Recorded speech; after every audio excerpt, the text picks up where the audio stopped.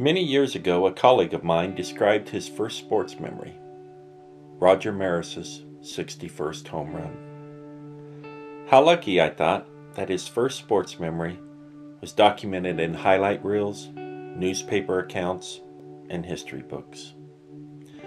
Being a kid growing up in the 1960s in a small Kansas town, my first sports memory was a little more obscure. But as the years have passed, and I have continued to recall this event in my mind, I have come to appreciate this experience more and more. It is no longer simply a memory of a game played long ago.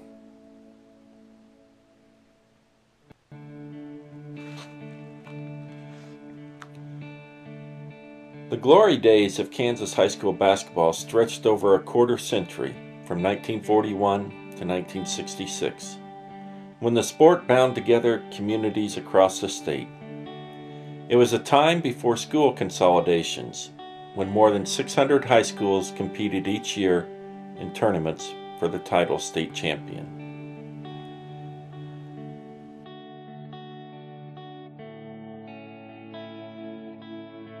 Many of these schools represented towns that have long since faded from the map. Towns like Sun City, Castleton, and Burns, to name just a few. Like life in these towns, a lot has changed in basketball over the years.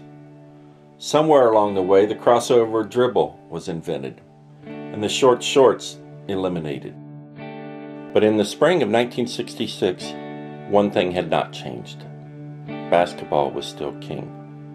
On a Saturday night in early March of that year, a glorious and dramatic battle was waged in a tiny gym in Haven, Kansas. One that made a lasting impression on a 9-year-old fan who was caught up in the excitement that a small town had for its hardwood heroes. This is that memory.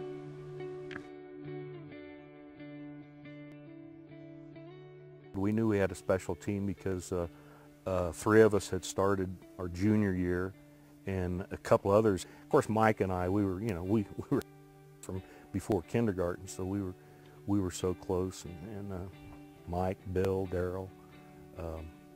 See, Frank came in. He was from Chase. We didn't know him that well. Just had a good group of guys, and we liked being together.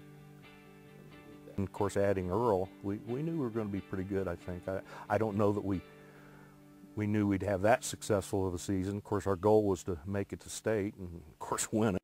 Lynchburg was B, but, of course, yeah, they were the other team in the CPL. And that first time we played them, it was double overtime. And I think Mike made the winning shot. When Downing's 20-foot shot zipped the net, Lynchburg attempted to call a timeout, but the clock's buzzer ending the game had sounded. Time had run out on the determined Vikings, and bedlam was breaking loose on the court. Almost immediately, the floor was covered with Lions fans, most of whom were packed around the edges. No seats were available from the middle of the B game on. Downing disappeared under the onrush of fans almost before his shot hit the floor, it seemed. But he soon emerged again, riding the shoulders of Frank Tappan.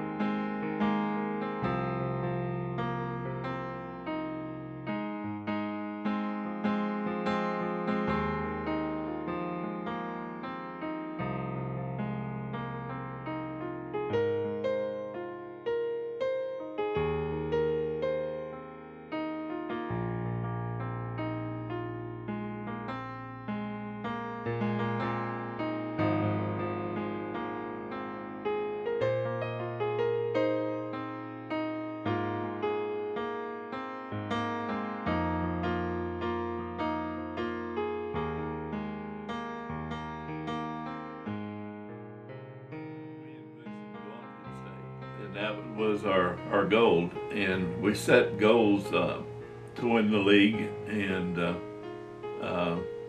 then also to win the regional and then go to the state. We didn't, at that time, we didn't set anything that would win the state. We just wanted to get there.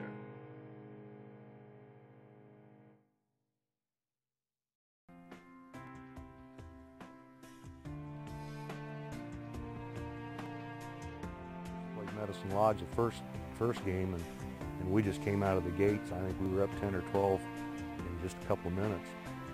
Ended up beating them 112 to 56.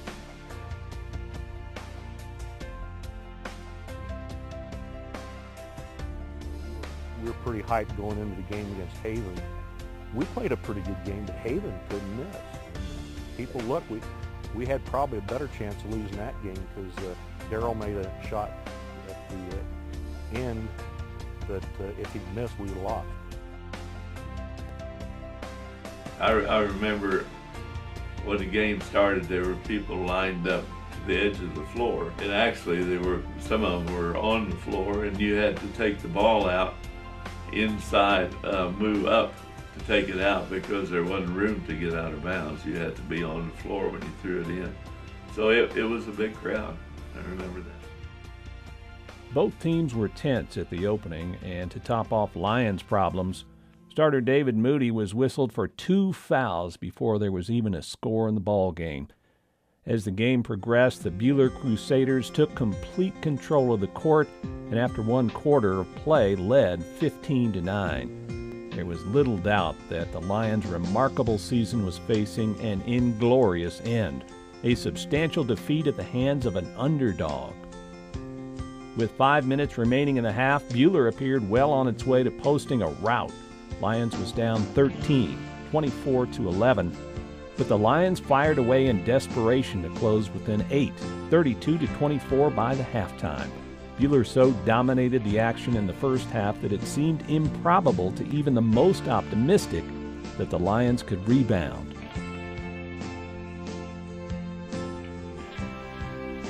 It seemed like we were down about 8 points the whole game. Looking at the score, it's about the way it was. We just couldn't catch up with them. I remember right after half, they really come back strong. And I think we probably caught up within about 3 or 4 minutes in the second half. And from there, it was really close all the way. They had one good player that was really made a lot of points, and didn't seem like we could stop him because he'd score. I think his name was Gary Rich or something like that. First 3 minutes of the third period, the Lions suddenly were playing the run-and-shoot style that had produced 19 straight wins.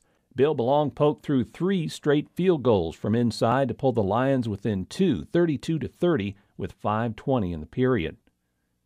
With 3 minutes left in the third quarter, Mike Downing tied the score 34-34. Earl Hughes, shooting and passing with precision, tied it again, 36-36. From there, the score seemed to stair-step upward. Belong tied the count again at 40-40.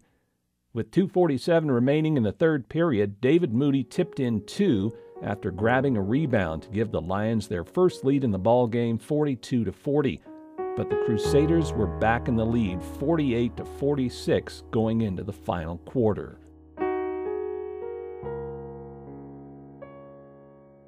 Through the early minutes of the period, it was Earl Hughes gunning for the Lions and Gary Rich for Buhler, but with 6 minutes remaining, Lions center Bill Belong fouled out. Then Buhler center Dennis Barkman fouled out. Buhler slowly started to pull away, going up 59-55 with 4:33 remaining.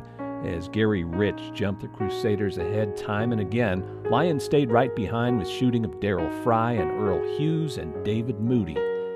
Hughes tied the score 61-61 with 2:05 showing on the clock. Then Moody made 2 vital free throws and tied the game, 63-63. Buhler led again, 65-63 with 1:35 showing, and Fry tied it with 1:07.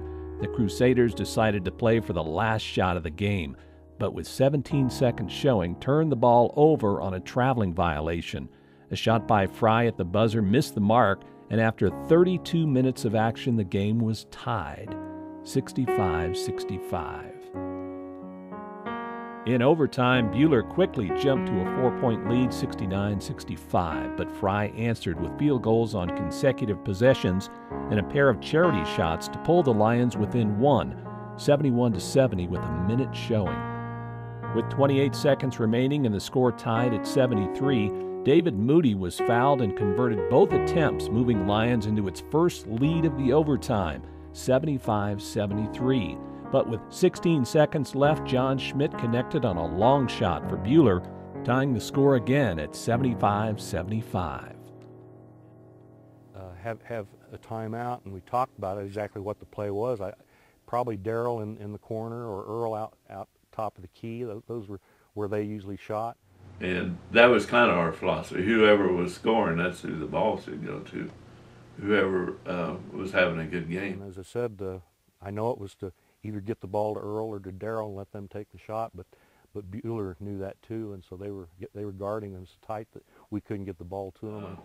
Mike Downey threw it into Moody and he scored underneath. I just remember, like I said, getting the ball right about at the free throw, and I faked the guy, and he went up. You know, he was trying to block it, and I just took a step around him, and I think it was 10-foot jump or something like that, and it went in. And they took a timeout, and of course we were excited because it looked like we were going to win. We thought we had a pretty good chance, and of course we set up our full court press, and they didn't get the ball in because Earl deflected it when they threw it in. And we won, and boy, were we excited.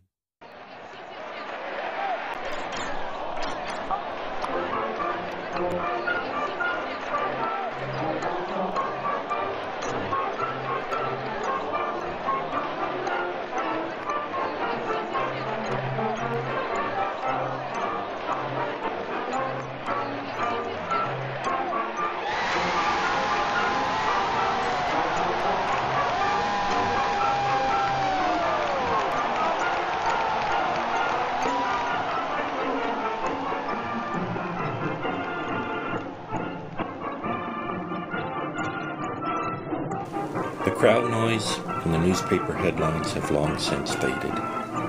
Although nearly 50 years have passed since that game was played, it seems as though my memories of it grow more special, even as time marches on.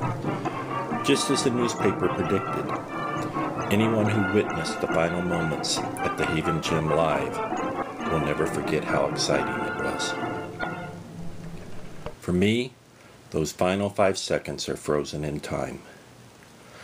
Lions would get as far as the state semifinal before losing its first game of the season, but no one should ever forget the journey it took to get there. And even though the season didn't end the way Hollywood would have written it, the drama and the magic of that game stands as one of the highlights of my youth.